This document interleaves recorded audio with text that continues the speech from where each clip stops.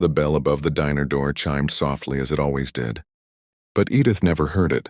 She felt it instead, a faint vibration through the cracked glass and the metal frame as she stood, just outside, clutching her worn brown purse to her chest like a shield. The evening air was cold enough to sting, and the neon sign flickered red and blue, reflecting in her watery eyes as she tried to steady her breathing. Edith was 72, deaf since childhood, and she had learned to read the world through movement, expressions and shadows. Tonight the world felt sharp and unkind. Inside the diner, she could see people laughing, forks clinking, mouths moving in easy conversation. She had gone in just minutes earlier, hoping for a warm cup of soup and a place to sit where no one would ask her to repeat herself. But the young cashier had spoken too fast, impatience written all over his face. And when Edith pointed to the menu and tried to sign, a group of teenagers at the counter started snickering. She didn't hear the words they said, but she saw the way their shoulders shook with laughter, the way one of them mimicked her hands, turning her careful signs into a cruel joke. When the cashier rolled his eyes and waved her aside to let the next customer order, something inside Edith folded in on itself. She nodded politely, the way she always did, and stepped back outside, dignity slipping through her fingers like sand. Now she stood there, the glow of the diner painting her small frame in harsh colors, tears sliding down her cheeks as she stared at the pavement and wondered when the world had decided she was invisible. A phone camera lifted across the parking lot. She noticed that. One of the boys had followed her out, holding his phone up, laughing as he exaggerated his mouth, clearly saying something loud and mocking for the video. Edith didn't hear it, but she felt it, the humiliation vibrating through her bones. She turned away, wiping her face with the sleeve of her coat, hoping they would get bored and leave.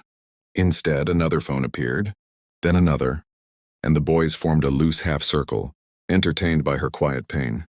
A car passed on the street, headlights sweeping over them. And for a moment Edith thought about her late husband, about how he used to stand just a little in front of her in crowds, like a wall against the world. He had been gone 10 years now, and nights like this reminded her how alone she truly was. She took a shaky step toward the bus stop bench, intending to sit and wait, but her knees buckled slightly, and she had to grab the railing to keep from falling. The boys laughed harder at that, and one of them pointed dramatically, clearly narrating the moment for his followers. Edith closed her eyes, wishing she could disappear, wishing she had never come out at all. That was when she noticed something else, not a sound, but a change in the air, a low trembling under her shoes, like distant thunder rolling closer. She opened her eyes and saw headlights, many of them rounding the corner at the end of the street. One by one, motorcycles rolled into view, chrome catching the neon light, engines sending visible vibrations through the ground.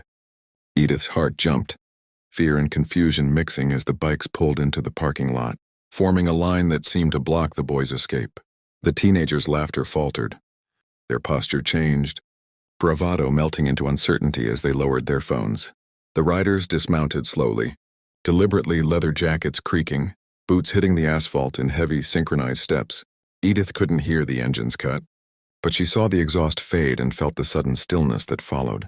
Thick and expectant, one biker removed his helmet, revealing a weathered face and silver-streaked beard, his eyes scanning the scene with calm intensity.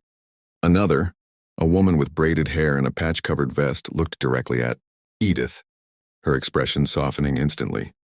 The boys glanced at each other, suddenly aware that their joke had drawn an audience they hadn't planned for.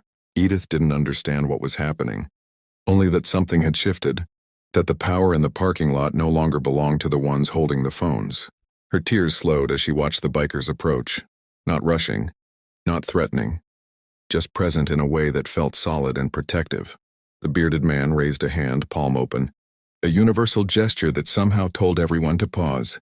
Edith's breath caught as he stopped a few feet away from her and gently tapped his chest, then pointed to his eyes, then to her, slow, respectful movements, as if asking permission to communicate. When she nodded uncertainly, he smiled, a small, reassuring curve of the lips, and signed clumsily but sincerely, "Are you okay?" The shock of it made Edith gasp. Her hands trembled as she signed back, tears starting again, this time from relief. Around them, the teenagers stood frozen, phones lowered, the weight of their actions finally sinking. and as the bikers formed a quiet semicircle, not aggressive, but unmistakably united. Edith didn't know who these riders were or why they had come, but for the first time that night, she didn't feel invisible. She felt seen, protected, and valued. And as the bearded biker nodded slowly, listening with his eyes to her story, something warm flickered in her chest, a fragile hope that maybe, just maybe, kindness still roamed the roads of this world. And if this moment is already touching your heart, remember to subscribe to the channel and stay with us, because this is only the beginning of Edith's story, and what happens next will remind you why compassion still matters.